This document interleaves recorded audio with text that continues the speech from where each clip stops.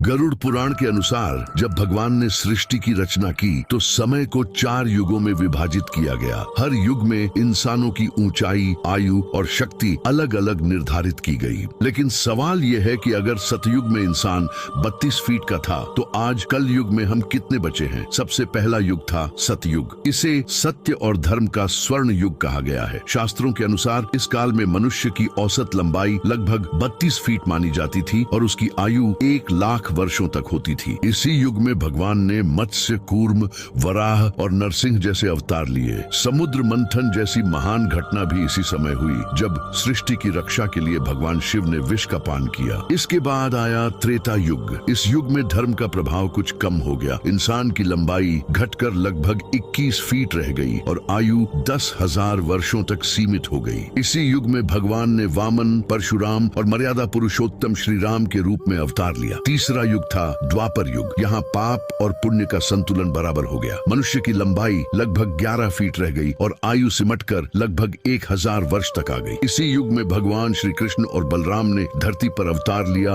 और महाभारत का महान युद्ध हुआ। अब चल रहा है कलयुग। इसे अधर्म और पतन का युग माना जाता है। आज इंसान की औसत लंबाई केवल 5 से 6 फीट रह गई है और आयु भी घटकर 60 से 70 वर्ष तक सिमट गई है। गरुड़ पुराण में यह संकेत मिलता है कि कलयुग के अंत तक मनुष्य की आयु केवल 20 वर्ष रह जाएगी और उसका कद मात्र 1 फीट का हो जाएगा। तो क्या आपको लगता है कि कलयुग का अंत धीरे धीरे पास आ रहा है? अपनी राय कमेंट में बताइए और कमेंट में लिखें जय श्री कल की।